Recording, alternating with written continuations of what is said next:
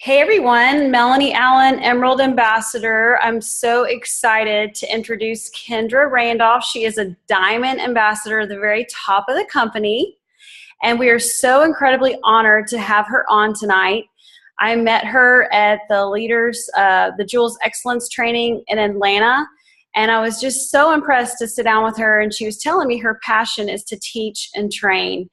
And I was immediately drawn to her, and I also met her. I did run into her at the leaders retreat as well and got to meet her. I just have thought she is the most humble and kind diamond that I've ever met, and we're just so honored to have her on tonight. So I'm going to pass it over to you, Kendra, to get started and just share a little bit about yourself. And I am super excited to have you on. We just really appreciate your time, and thank you so much. Melanie, thank you so much. I am always so honored when someone asks me to speak on their team call because I know how important our teams are. They're like your family, so for you to trust me with your family, I would like to consider you guys my family, because if you trust me enough with the words that are coming out of my mouth, that really means a lot to me, that someone would entrust what my wisdom, my failures and my successes over to you guys really means a lot. It kind of frightens me that Melanie says I'm the most humble diamond she's ever met. One, thank you for that. That's one of my visions, is that I will never be untouchable. I never want people to feel like I'm better than anyone. I am just like you guys. I struggle just like everyone else. But after she said that, I'm like, I should do a different talk, because this particular call is probably not my most humble talk that I've ever done. So Melanie, you may have to defend me after this and make sure that everyone does believe that I am incredibly humble. I am incredibly convicted about this talk that we're going to do tonight.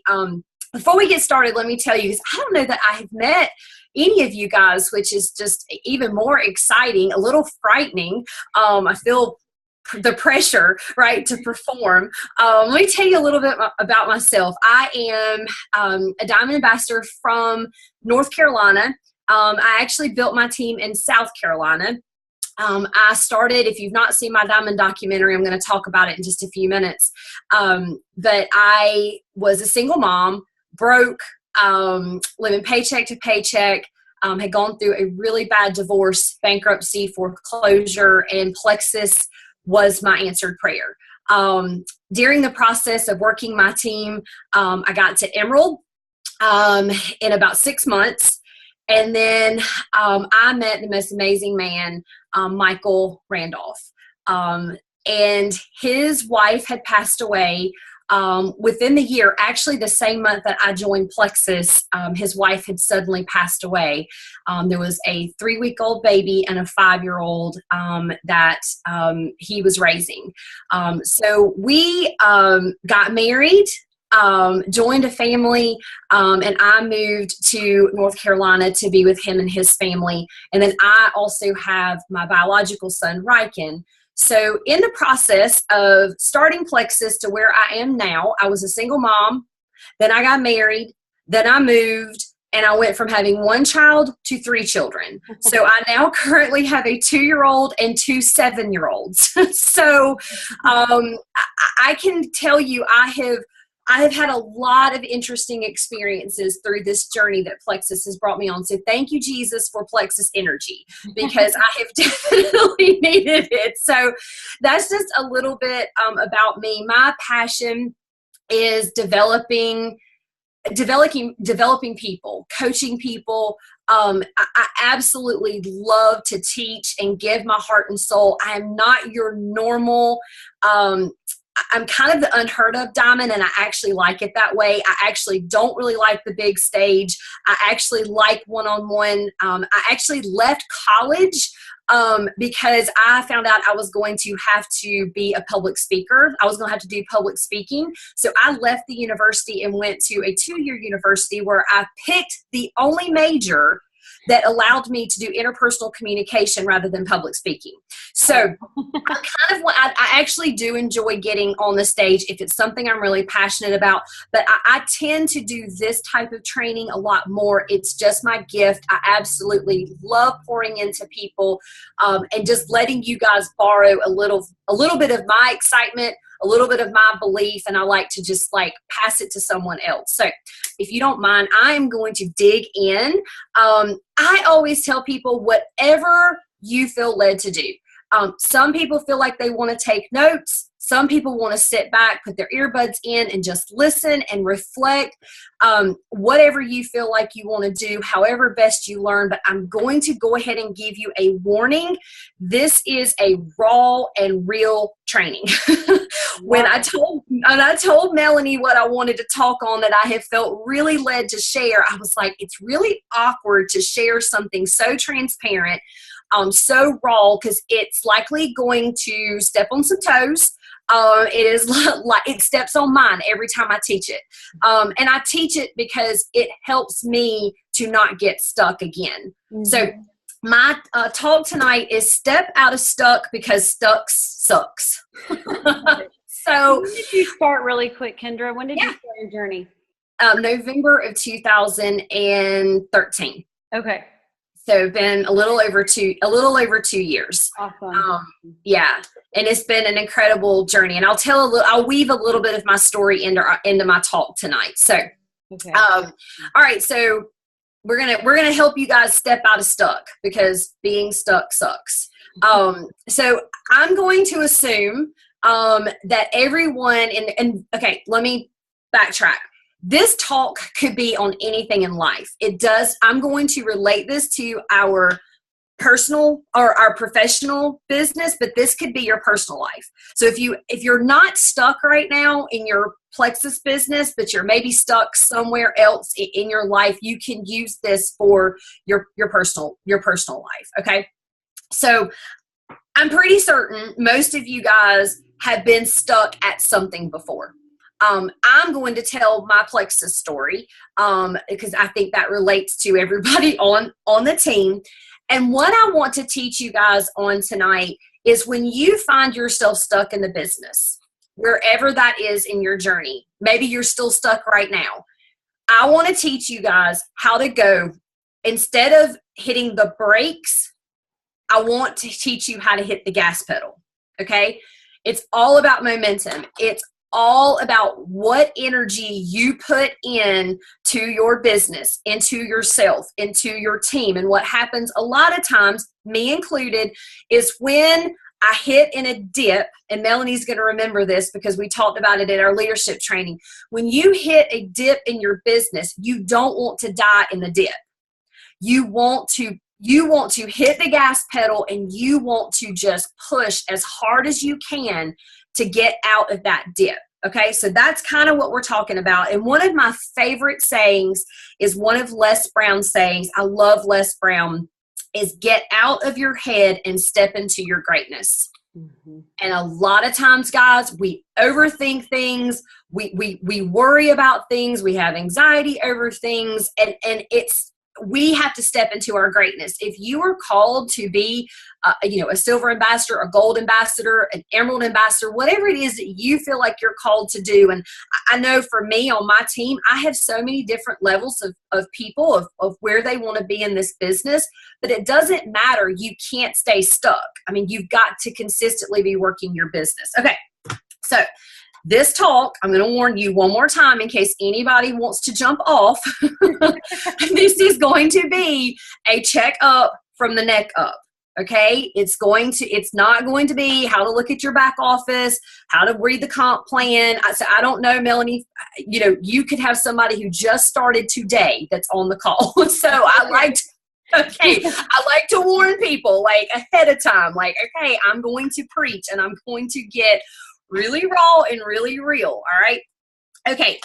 The first thing, if you find yourself in a dip in your business and you get stuck, the first thing that you have to do is I want you to evaluate the people that you're surrounding yourself with. When I started studying John Maxwell, one of the things that he teaches on is that you should surround yourself with fives. Okay, what does that mean?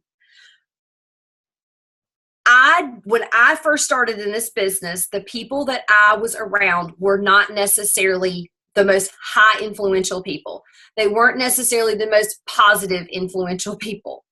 And when I realized that my success depended on the people that I surrounded myself with, the law of magnetism, right? The things that are fed to you, the things that you're listening to, the things that give you life, the things that give you energy, I realized I needed to change my village.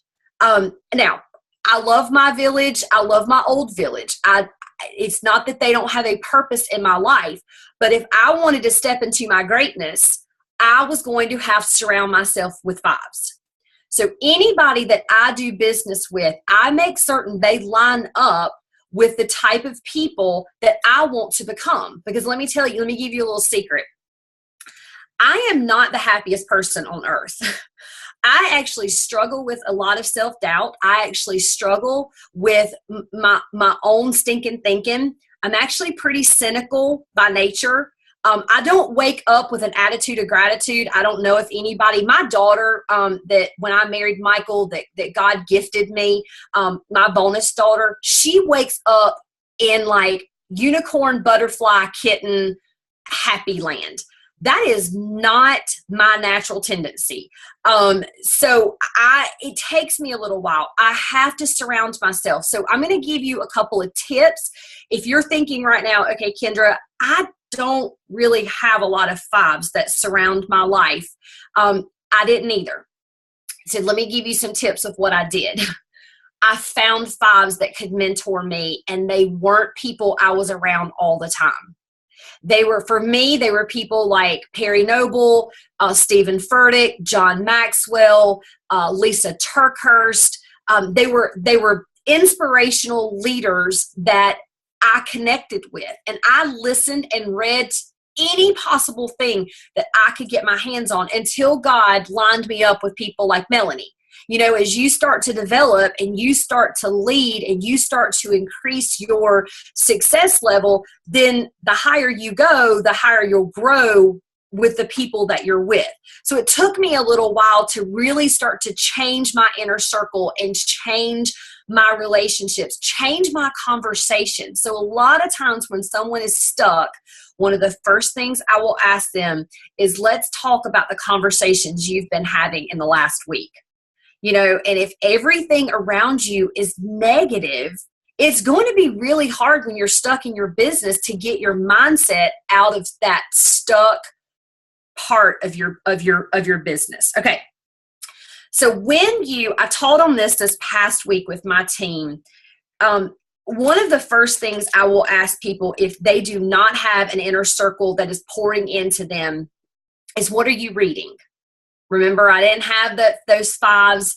What are you listening to? It's one of the first things I will ask someone. And I asked one of my girls this week, I said, what are you reading? And she's like, Kendra, I got to be honest. I don't like to read. And I'm like, awesome. Neither do I.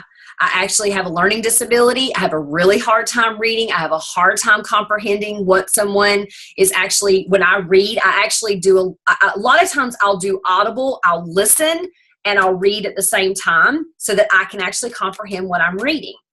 And when I looked at, I was on the phone with her and I said, let me ask you something. I said, if I told you that in this book, whatever book, you know, I recommended, this is one of my favorite books, the John Maxwell 21 Laws of Leadership. If I told you she wants to go to Emerald, if I told you that $10,000 of knowledge or $10,000 worth of knowledge is in that book, would you not pick that book up and read it with expectancy? Would you not try to pick up that book, whether you got 5 minutes or whether you got an hour? Would you not pick that book up and be like, Jesus, tell me what you got in this book, because I don't know what I'm doing? That is how I raised my lid. That is how I got out of stuck, is that I poured myself into teachings, audios, books, whatever I had. But when I showed up, even if it was something I had read, 2 or 3 times, or even if it's a video I had watched I can't tell you how many times I've watched the Sonia Dudley video, what to say when someone says it costs too much. I have watched those things over and over, but this is the difference, guys. This is how you get out of stuck. You watch it and you listen to it with an expectancy, not an obligation. When you do something because Melanie suggested, you need to read Beach Money, or you need to read the Becoming a Person of Influence, or whatever they suggest, or you need to watch this video. If you don't have an open heart and an open mind to expect that something is going to hit you and you're going to have an aha moment, I'm going to be perfectly honest with you, you're wasting your time. And I've done it. I've shown up to church. I've shown up to a conference and been like, this is not for me.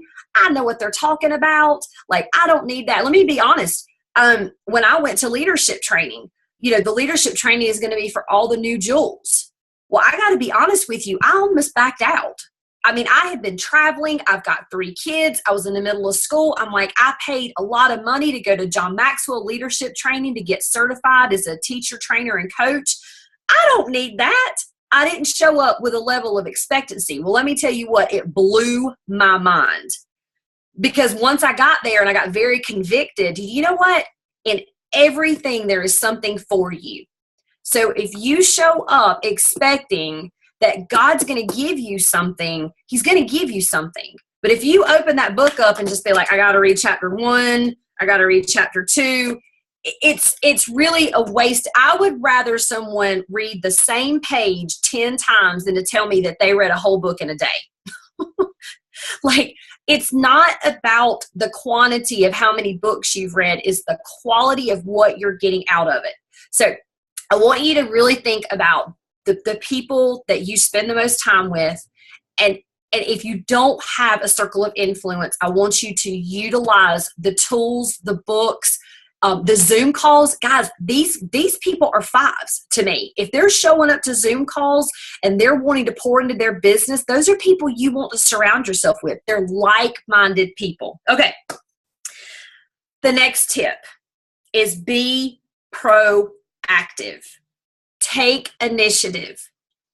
Don't wait for someone to hold you accountable for this business. I don't know, Melanie, if you've got anybody on the call that has been an entrepreneur before or worked for themselves, but I'm going to tell you guys that was one of the hardest parts of my journey, was learning how to work for myself, because I was used to punching a clock.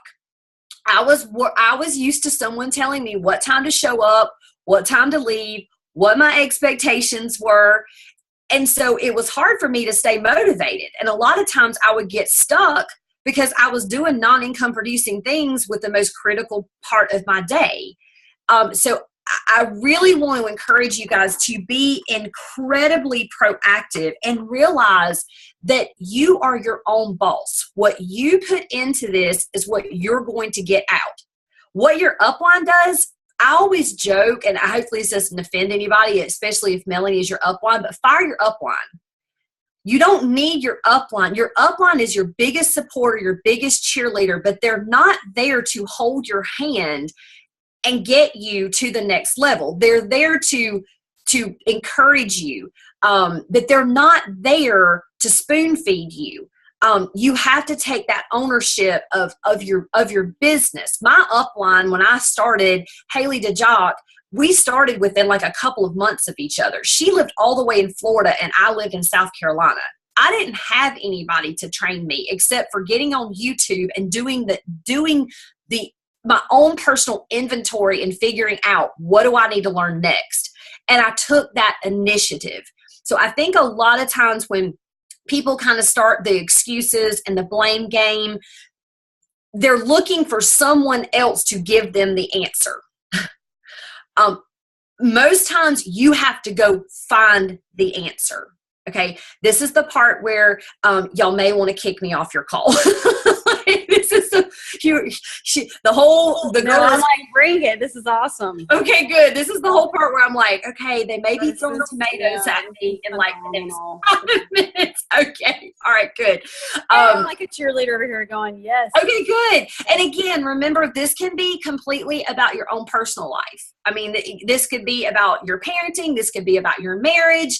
This could be about your finances. It does not have to be about your Plexus business. This can be about anything in your life. When anybody comes to me and say, I am broke, that I'm like, you need to be proactive. You need to take some initiative over that. You need to learn about finances. You need to study Dave Ramsey. You need to be bold, and like, you need to decide that you want to step out of stuck, because it sucks being stuck, but so many people just get in that stuck place and they won't take that initiative to go to the next level. Okay. The next one, probably one of the most important parts when you find yourself in an area where you maybe feel inferior, you feel like this is not really, I don't know what to do, you're insecure, have a positive attitude. Now, this part I told you guys, you could sit back if you wanted to, but this part I want you to write down. You can take this particular line to the bank. When your mouth is open, your business is open. When your mouth is open, you better be paying attention to what you're saying, because your potential ambassadors or your ambassadors are listening. They are paying attention to what is coming out of your mouth. So if you are one of those people that are negative, talking to your downline or talking to your friends about what you're struggling with, I've got really bad news. That's likely why you're stuck. I know for a fact I have 2 or 3 of my team leaders that every time something bad happens with shipping or the back office or customer service, the first thing they do is they jump on a group message and they start messaging everybody. I can't believe this is happening. Their team's not growing. You, as a leader, if this is the other thing, let me define what I define as a leader. If you have one person on your team, you have become a leader. One person. You have started influencing the life of someone else's future when you sign up your first ambassador. So it does not mean that you have to be an emerald like Melanie, okay? One person and you are a leader. When your mouth is open, your business is open. You want to be confident. You want to be bold. You want to be pouring life into your team, into your customers. You have to deal with the issues. And let me go ahead and break the bad news to people. I know that people think that probably this particular situation in Plexus has just with the whole, our team doesn't like to use the word. We have kind of like, we don't talk about the word, but if anybody knows what I'm talking about, the B word, does everybody know what I'm talking about? The back, all, okay, has everybody got me? Okay, the back. Okay, we don't talk about that on our team. Like at all. We deal with the issues. We do not talk about things we cannot control. I cannot control that. I'm not a computer programmer. It is outside of my control. We talk about the solutions. Now, I'm going to be transparent with you. When I first started with this whole B word, I got down in the ditch with my team because I thought that's what I was supposed to do. I wanted to empathize with them. Worst thing I could have ever done. You want to just help people build that belief. Start listening to Diamond Docs. Start listening to opportunity calls. Start talking to your team about what the products are doing for them. You have to go and borrow belief and find that positive attitude when the devil has found us. Now, I have been studying network marketing for the last year. I have spent a ton of time and energy and money into developing myself into a professional network marketer. And what I have learned is that there is another B word going to happen in our future. Oh, yeah. Okay. You are in a business. There is going to be executive changes. There are going to be product changes. There's going to be compliance changes. There's going to be computer changes. It is going to be a $1 billion company. There are going to be glitches. You're going to have to learn how to not get stuck in that glitch. You got to hit the gas pedal. You can't hit the brake. You can't start having those. And guys, listen, my suggestion, if you ever find yourself in that situation, go to your upline leader that you know has a positive attitude and borrow their belief. If your upline is as negative as you are in that moment and they get in the ditch with you, keep finding someone, someone who will pour into you. And that's what I started doing. Like I was like, I am going to be the biggest cheerleader. And I never lost my vision. I never lost my dream, but I did get discouraged.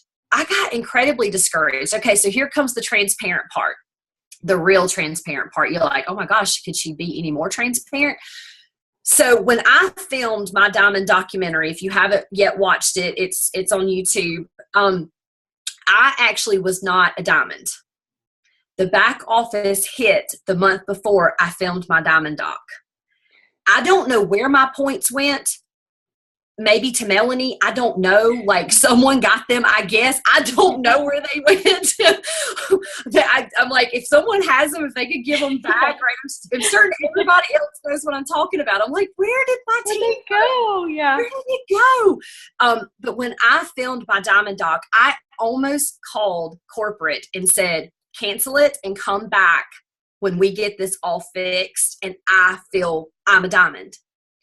And I realized my team needs me to show up with a positive attitude and film this diamond doc because we earned this.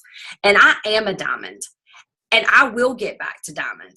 So my diamond doc is so incredibly powerful for me because if I'm ever stuck, I go watch that and go, you know what? Even when I was stuck, I found my way out again. And I claimed it. And I'm not a diamond. I'm not just a diamond. I'm like well on my way to reentry. Like I am growing by leaps and bounds because I was like, you know what? It doesn't matter what that B word is doing.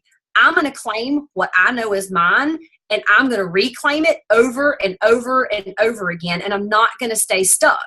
So if you're stuck, I want you to make certain you go and you just grab that belief and that positive attitude because that was one of the most humbling experiences for me was to stand there and film a diamond documentary when I didn't really feel like a diamond. I was pretty grouchy. I was pretty upset that my points had fallen. I think I had missed it by like 80 points or something. And I was like, oh, come on. Like, can I please? Just for the love of God.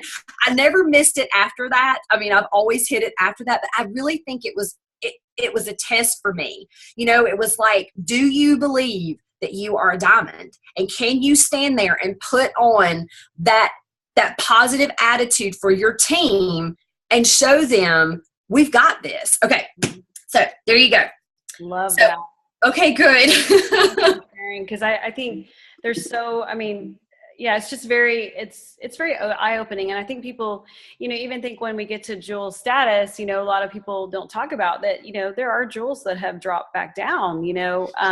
And so it's so important, like, you know, like Les Brown talks a lot about how hungry are you? Are you hungry? Are you starving? How bad do you want it? You know, and I love, you know, I hope he comes to convention. He's awesome. But I love when he talks about you know, are you hungry? And I think you mentioned in your last talk I've heard before because I heard the other talk you did with Molly, or that you want to be starving. Yeah, I love that.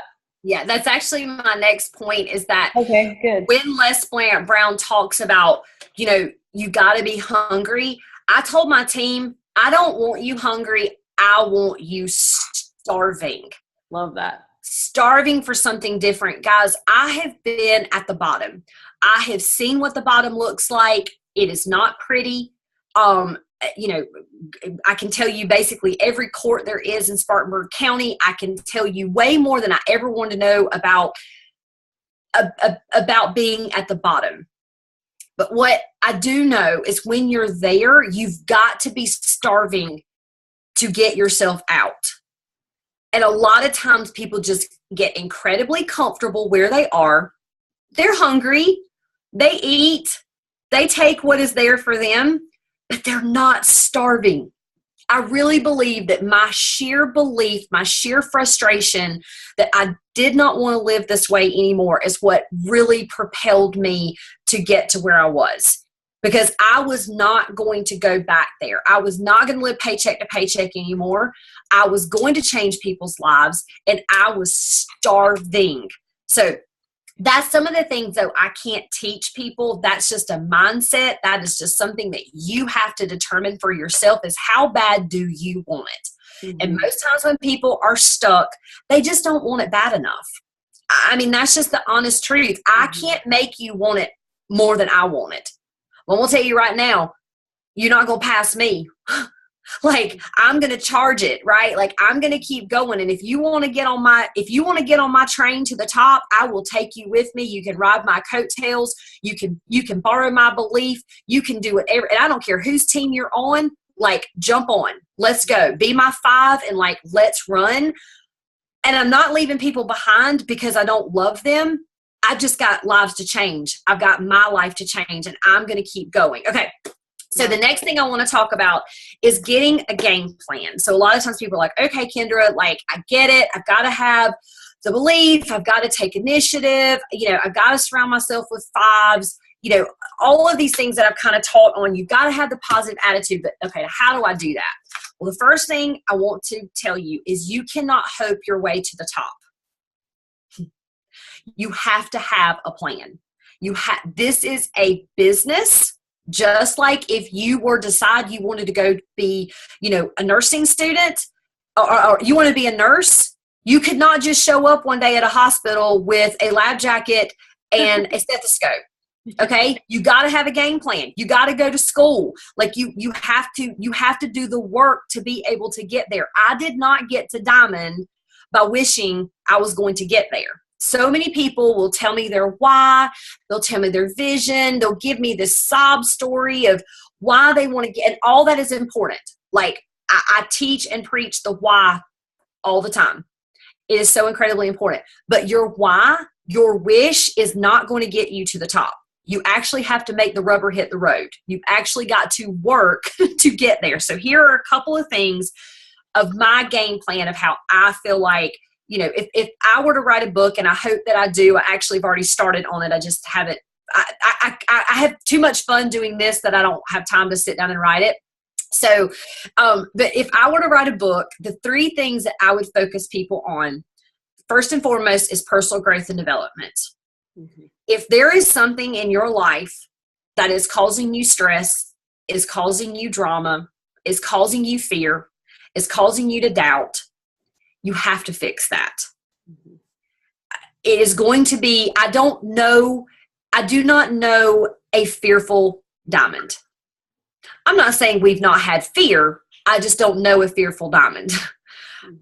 If you have your vision set on jewel status, you have got to develop yourself and get whatever stinking thinking you've got in your life. You've got to get that out of the way.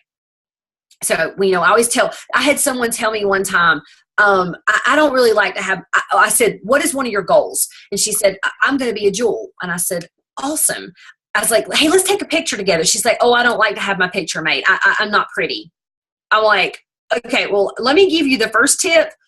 You're going to have your picture made if you want to be a jewel. And you need to stand up straight, and you need to put your hand on your hip because that's the plexus pose. And you need to smile real big. And we did that. I made her stand there, put her hand on her hip, smile real big. I'm like, you've got to step into greatness. Get out of your head and step into this. If you've got to wear that stethoscope. You got to wear that lab jacket. I tell my team, when you go to a meeting, you show up like you're an emerald. You walk in with that confidence. You walk in with that personal growth that you've done. Own it. If you can't walk into a room believing that you're a gold ambassador or an emerald ambassador, then no one's going to believe you. They're going to be like, I don't want to follow you. So some of it is a lot of people's success, or lack of success, comes from the fact that they have not developed themselves. The second thing that I always gear my team towards is their leadership. So another part of my story is when I went to Emerald, I really feel like it was just sheer momentum. I knew a lot of people. I have been a network marketer my whole life. I just didn't know I could get paid for it. I've just always been really good at relationships and building relationships, and people trust me. I have credibility. And so it was just sheer Jesus. I mean, I felt like he had sent the manna that I was starving, and I started eating it. I didn't know what I was doing. So I got about halfway to Sapphire, did not know what I was doing, and my team started to go backwards. Almost went back to Emerald points. And I stopped what I was doing. I invested in myself, and I realized I needed to learn leadership. Now, God has gifted me, and all of you guys, if you have anybody who's joined your team and you can get people to, purchase your products, you're a leader. People, you have influence of people. Mothers are leaders. Fathers are leaders. School teachers are leaders. Everyone is a leader. You're leading someone in your life, but we don't realize that it's a gift. So I use this analogy all the time. I love analogies. I'm a very simple girl. Like you got to break it down. So this is my analogy of my leadership gift. My husband gave me this watch. Now, hopefully he's not listening, so I may lower my voice just a little bit. I don't wear this watch because I don't understand it. It is way smarter than me. It's an iWatch. If anybody is not, if you're listening by audio, it's an iPhone watch or iWatch or something. Okay. This is about like my leadership was. I had this amazing gift that someone had given me, but I hadn't read the owner's manual. Y'all, this thing could run my life if I would sit down for probably an hour and read the owner's manual and figure. I'm using this as a prop, but I'm really not. I'm serious. I don't know how to make it turn. I know how to turn it on, but I don't know how to make it go to the screen. I hit it, I press on it, and I get so frustrated. That's how I felt with my leadership gift. It's like I had been gifted this team, but I had no idea what I was doing. So I studied. And when I mean studied, I mean I paid a lot of money to study John Maxwell for someone to basically teach me how to be a leader. Now, am I perfect at it? No, I still study leadership. I never stop. But a lot of times people, they know how to manage people, but they do not know how to lead people. And I just knew how to manage people. I just knew how to influence people and basically get them to do things. And that only works for so long. So if you are in a place where you're stuck in your team, you're stuck in your business, I would highly, highly encourage you guys to study leadership. I personally love John Maxwell. I mean, I love him as a person. I think he is such an amazing man. My book, let me give you just what my book looks like. So my 21 Laws of Leadership, just like I was talking earlier, I don't just read this book, I live this book. I actually took tabs, if you can see them, and each chapter is tabbed with what it is. So if someone contacts me, let me give you an example. Someone said to me, I'm just having a really hard time prioritizing my business into my daily life. I'm certain none of you guys have ever said or heard anyone say, I just don't have time, right? Okay, so I will, instead of me trying to explain it to them, I use the expert, the third-party validation. I go to that chapter and I read it and I get inspiration. And sometimes today, y'all, I read chapter 17? I read it 3 times out loud to my team. I'm on the call and I'm like, okay, you just basically said the same exact thing that the last person said. So I'm going to go to page 209 and I'm going to read that chapter to you. And I sat there and read it to them. So I utilize my books as like my Bible, like the ones that really, truly speak to me. But I will tell you, the best leadership book that's the easiest to read, if you're looking for a recommendation, is Entre Leadership by Dave Ramsey. Phenomenal book. And if you get it on Audible, he reads it to you and he's super funny. So it's actually not boring to read. He's super funny. So if you're looking for a good startup leadership book, I recommend Entre Leadership. The 21 Laws, like I said, it's like my Bible to me. I mean, sometimes I read it and it's a little over my head like my Bible is, but I know that there's something in there for me. Okay. Oh, good to see. I can talk. Workbook or just the actual book? Because I'm doing the 21 Laws workbook right now with about 7 people. Yeah, so I have my workbook too because I'm doing it also. Yeah. The book is a lot deeper. Okay. So I have both. Yeah. Yeah. Okay. And then the last thing that you need to study if you have a game plan for your business is network marketing. You've got to become a network marketing professional. At all times, I will have one personal growth book, one leadership book, and one network marketing book that I'm reading at all times. I don't necessarily finish every one of them from beginning to end. Don't put yourself in a box. Like if you only got 5 minutes to read a little bit in this, a little bit in that, but I usually have one book of each. So like right now, I'm reading Making the First Circle Work by Randy Gage. Y'all, I love network marketing books because they're so skinny. Yeah. I mean, they're like, y'all, it's 50 pages and some of them, look at this, they're blank. It's not even 50 pages. I'm like, who doesn't have time to read this? So I'm always investing in myself, in my personal growth, in my leadership, and in my business practice. Okay. One of my other favorites is Go for No. Have you heard of that one? Yes, I love that book. Only 75 pages. That's another short one. Beach Money is like less than 100 pages. Sarah Robbins' book is around 100 pages. I mean, the network marketing books are really short, really sweet, and really simple. It's not stuff that you've never heard. It's just you've got to find the person and listen to these things until you have that aha moment.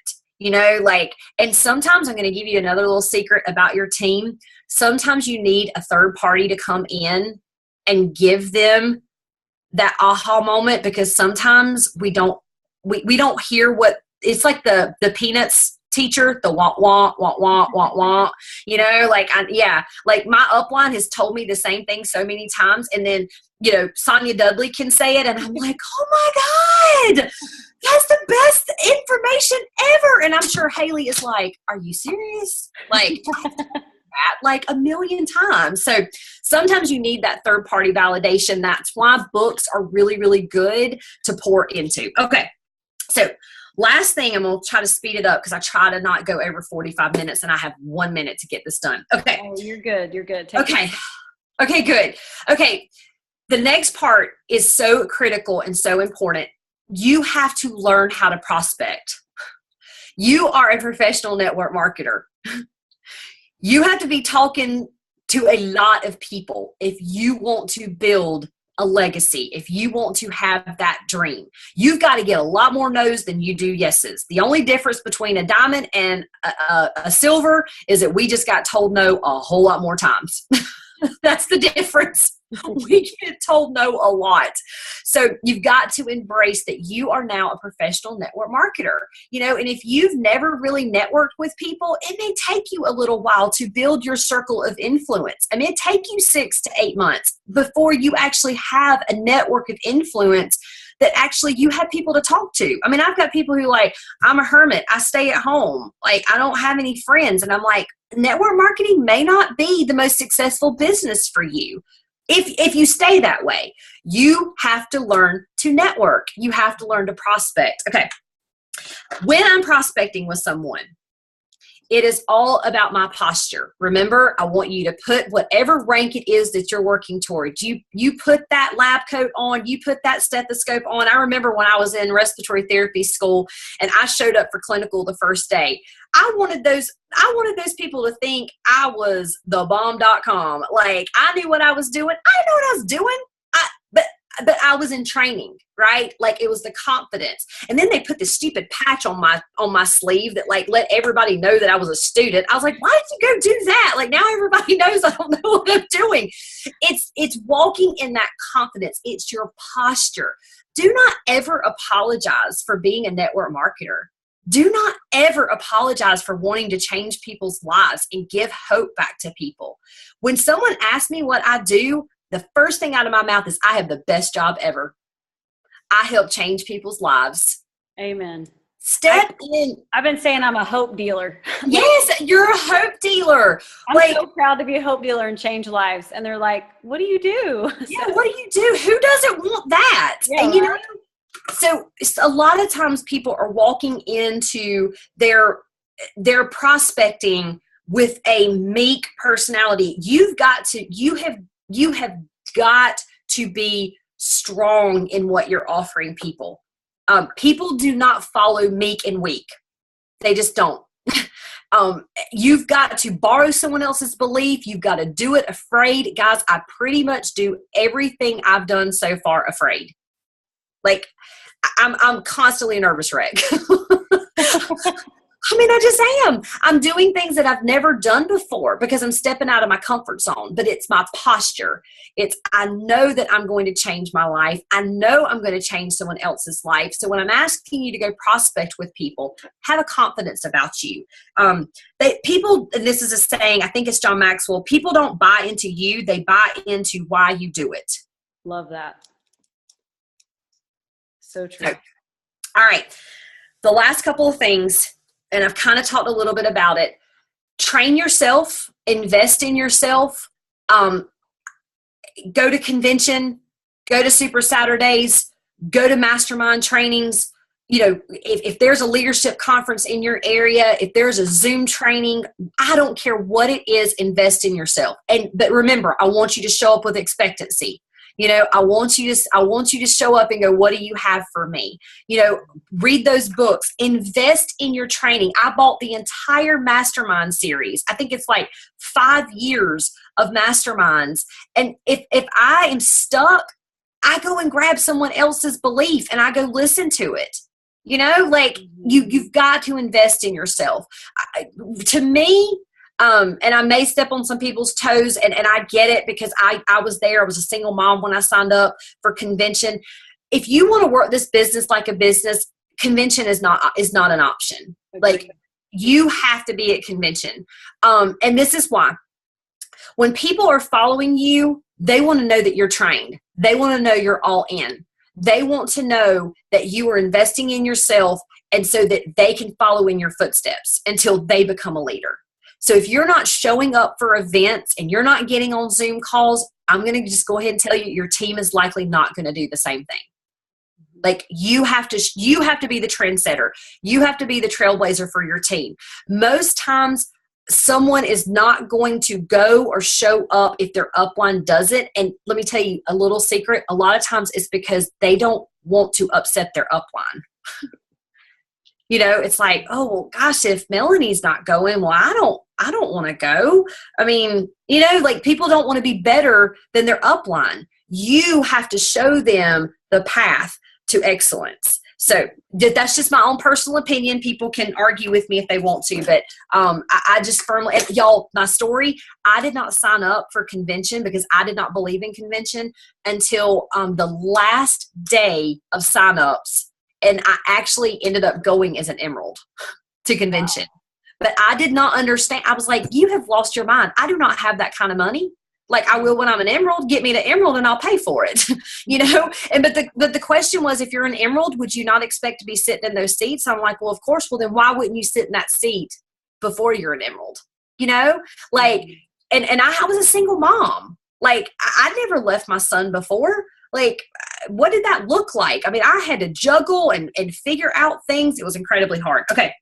One of the last topics is make certain that you're following up. Now, I know you're rolling your eyes going, oh my gosh, like, we're going to talk about follow-up again. I'm going to take it through a different spin.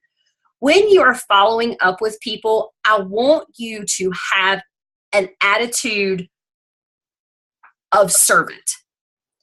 You want to be adding value back to people. So if you are following up with your ambassador, if you are following up with your customer, if you are following up with a potential, I want you, when you go into that follow-up, instead of it being, oh goodness, it's follow-up, I got to follow up with that person. How can you serve that person? How can you help them? It may not even be talking about Plexus, but how can you serve that person? So every day, and you'll hear me talk about it when on my Diamond documentary. That's what I wake up. Every day I wake up and I go, how can I serve my team? What can I do to make their lives easier? What can I do to make their lives better? And that's how I follow up with people, is because I have a servant's heart. Whereas before it was all about, okay, where are my points going to come from? Where is this going to come from? How much is my PV? How much is, what's going on? Like, do I get convention points? Guys, I don't even look at my back office anymore. Like, I don't even look. If I'm serving my team and I'm serving other people, I shouldn't have to worry about my business. If you follow up with people because you want to help people, who really cares? Mm-hmm. And if you do that consistently over time and you keep planting seeds and you stop worrying about what your points are doing and you stop worrying about, what customer service is doing, and you start serving your team members and your customers, your business will grow. So if instead of just, it's on my to-do list, I've got to follow up with people. If you wake up every day and go, how can I serve? And again, remember, this could be about your life. This could be, how could I serve my husband? How could I serve my wife? How could I serve my kids? If you wake up every day, your life will flourish. You will get out of stuck if you go to your follow-up and you make certain that your heart is in the right place and you are serving people. So many times people get so stuck in, I've checked my back office and my points are going down. I'm like, get off the back office. The back office makes you no money. People make you money. Like, if you want to be successful, go pour into people and get off your I made my team, y'all, last year around January, my points were tanking. I was like, what in the world is going on? I made them take a 25, could not touch the back office. They could not click on the back office unless they need to order product. But what I did is I had them go do their auto ship on the first day, and they could not check. I thought some of my team members were seriously going to have like DTs. I mean, because they were constantly checking their back office. I'm like, that is not income producing. Get off your back office and go serve your team. Okay. Last thing.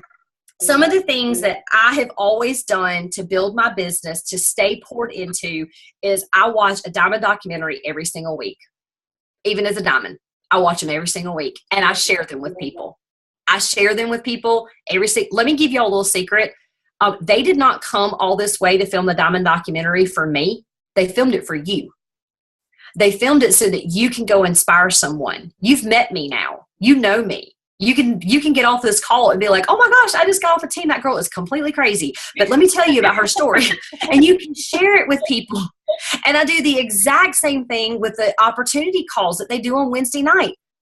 Sheila Medina does not do that for herself. I believe she believes in the company. I don't think she does that for herself. She does it for us to build our belief and for us to be able to share them and give those to people. Getting on live trainings, guys, I can't tell you how important that is to your business. I mean, it keeps you plugged in. I apologize that I went an hour. I try so hard to go like less than 45 minutes because I have likely lost most of you guys like 20 minutes in. It's so hard. I know. I have ADD and I have a really hard time paying attention. So I'm just excited that you guys stayed on with me. The last thing that I want to leave you guys with is you cannot become what we want to be by remaining what we are. You have to change where you are. Wherever it is that you're stuck, I've given you tons of tools for your toolbox. You've got to go and apply it. That's the part that people forget to do. They'll read the 21 laws, but they don't do the application. Right? Yeah. You'll read the Bible verse in Proverbs that like convicts you, but then you don't go live it out. It's just words on a paper. It's just a Zoom call. It's really a waste. I tell people all the time, I'm like, if you're getting on 4 or 5 Zoom calls a week or but you're not actually growing, that's not income producing. I want you to go and apply something that you learned. Okay, I'm totally done. Y'all can throw tomatoes at me now.